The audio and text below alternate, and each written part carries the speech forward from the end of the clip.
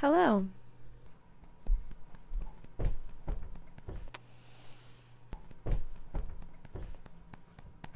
What do you have to say, Asa? She has nothing to say. My name is Michaela. I am a writer, traveler, cat aficionado. We were having so much fun and then she decided to leave. And a investigator of what it means to live in a new world. Asa, don't attack my foot. Goodness, she's feisty. And an investigator of what it means to live in a new world. I am a firm believer of the fact that in order to live in a new world, we must all begin imagining it now. And so if we ever want change to happen in the future, if we ever want to see that our grandchildren and our great-grandchildren live in a different society, in a different environment, then that change starts now. You know, I think it's also true that we wouldn't be where we are today if those people before hadn't begun to imagine what life looks like today. You know, I'm thinking of, for example, the book Always Coming Home by Ursula K. Le Guin is a wonderful imagining, a creative imagining of what life looks like in the future.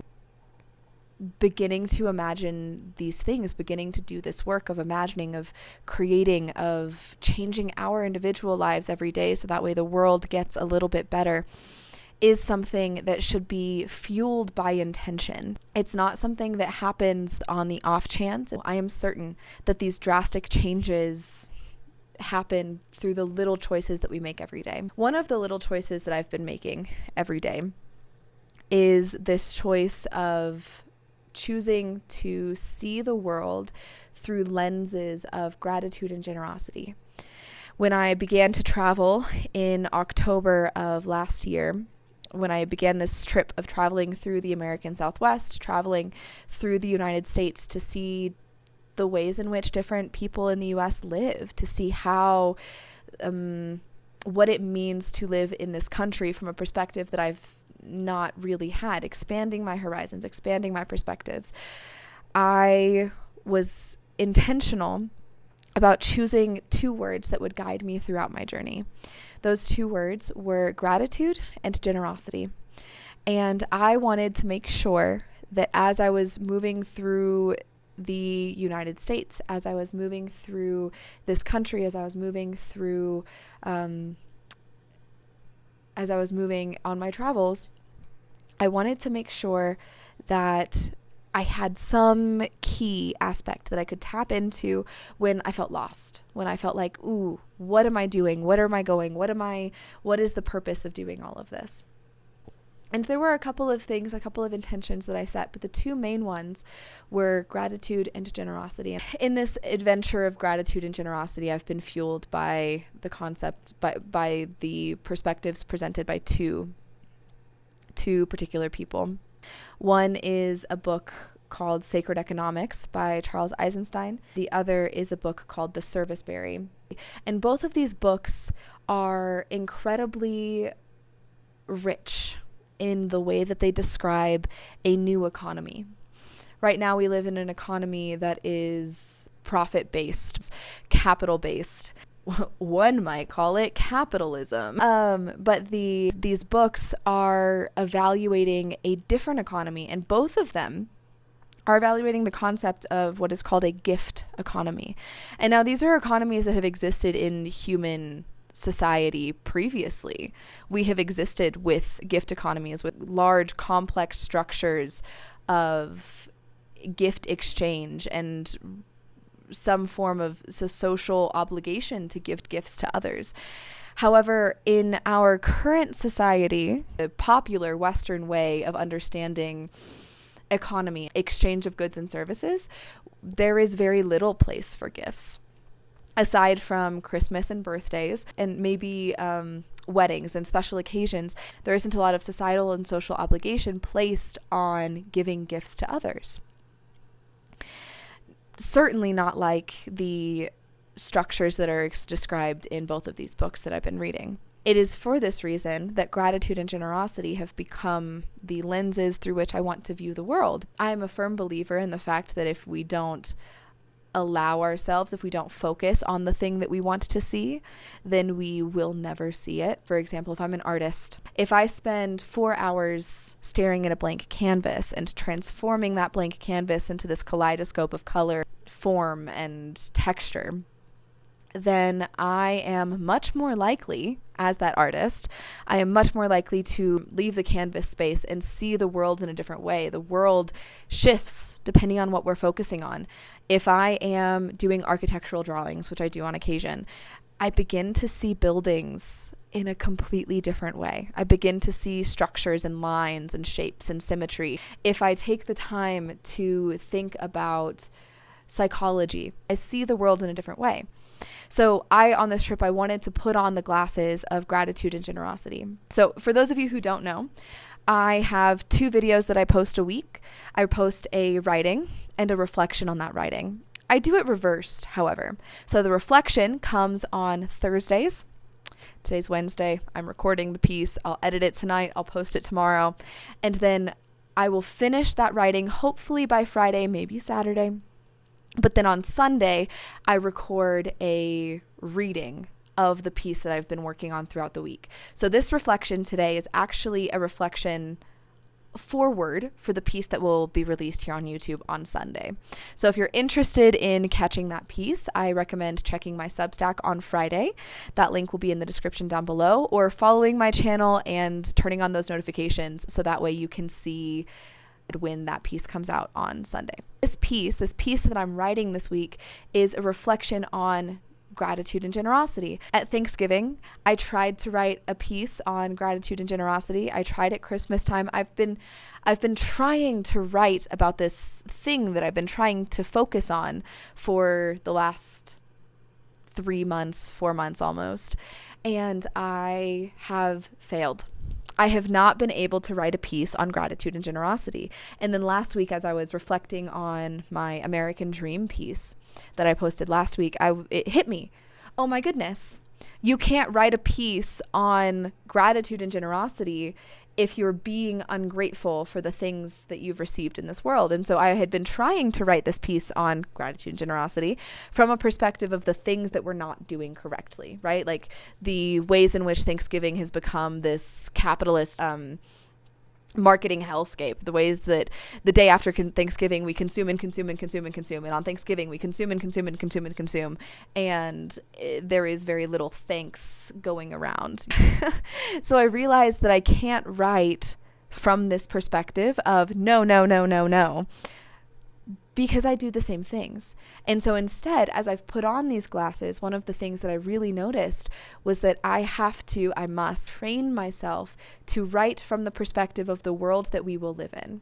Just like I've been walking through this world, seeing the goodness and beauty in people in a time of incredible turbulence and hate speech on the internet and division and people seeing their enemies and everyone else. I think it is a beautiful thing to begin to be grateful for everyone, to see everyone as a gift, as they truly are, and to respond to that gratitude with generosity. That's one of the things that I've noticed as I've put on these glasses and as I'm writing this piece, that the immediate response of someone's gift of generosity is gratitude. And then that gratitude still feels like there's an obligation present. This is expressed in Charles Eisenstein's Sacred Economics, that this feeling of, well, I've received something, there's not a debt necessarily, but a sense of obligation. But we who live in the Western world have been able to, we plaster over this sense of obligation with an exchange of finances. And I explain this more in my writing on my piece that will come out on Sunday. But the sense of obligation is then fulfilled, living in a world, living with those glasses on of gratitude and generosity. The sense of obligation is fulfilled through my further generosity to someone else. And it doesn't have to be, if you've given me a bracelet, for example. I had a friend who gave me a bracelet the other day. If you've given me a bracelet, I do not have to give you a bracelet in return. That's not how gifts work. But if later on down the line I have a necklace that I find very beautiful, or a belt, for example, this belt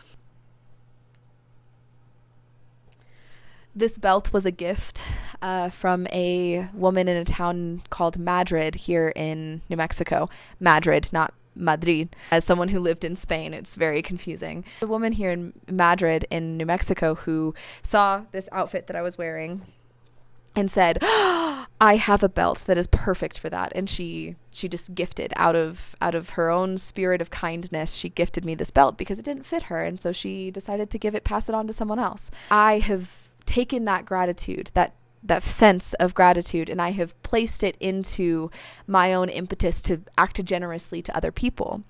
And so actually, if we move through the world with a sense of gratitude when we receive things, when we receive gifts, and generosity then, and that gratitude moving us to generosity, we live in a world that is incredibly generous and kind and compassionate to others.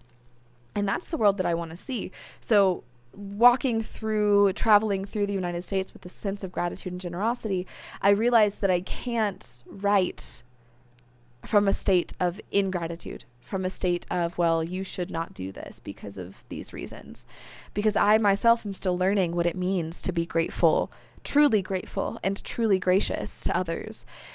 One of the things that I am struck with every single day as I live out here in the New Mexico mountains is the fact that my gratitude must even extend beyond just the acts of kindness that people do to me, because those are honestly few and far between. But my gratitude must extend to the daily interactions that I have with the trees, with the water, with the grass, with the rocks, with the sky, with the wind, with all of these what we would call non-human relations that I see around me in the world.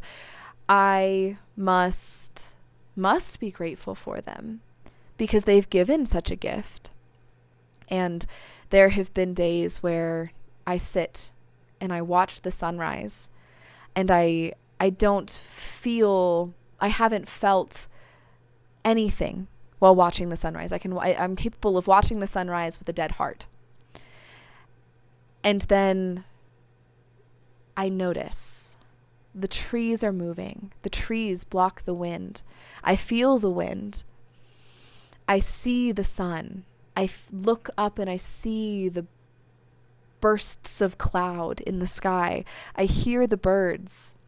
And in the moment that I decide to be grateful for those things, and I say to them, thank you, trees, for blocking the wind.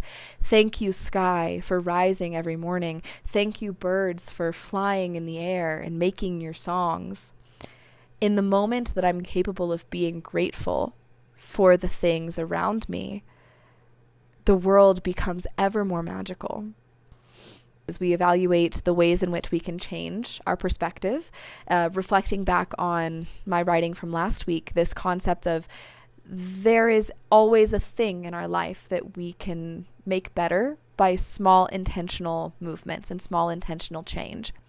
One of these things, in order to build a better world, one of these small intentional changes that we must make is being able to see where just the simple acts of a tree blocking wind, or a friend who smiles at you, or a friend who every day comes into work just 3 minutes early so that way you can get off and get to where you're going.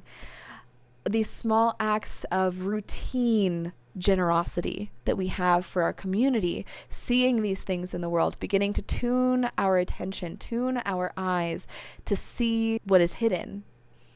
These things that we do, these small changes we make in our lives, begin to allow us to see a better world, to see a brighter world, a world more filled with light and love. And that is the world I want to live in. I think I might end all of my videos by saying this. That is the world I want to live in. I want to live in a generous world. I want to live in a grateful world. So if you are interested in doing this work with me, please wait until Friday to read my writing on Substack, and turn on notifications to hear the reading that I do on Sunday with some extra thoughts and whatnot, always, of course. Thank you so much for watching this video and listening to my ramblings today. I hope that you can leave a kind comment down below, and I hope that if this video has made you feel grateful, that you respond with some form of generosity, either by leaving a kind comment or by being kind and sharing your own thoughts with someone else this week. Thank you very much. I will see you next week. No, you have nothing to say. Stop. Oh, she went.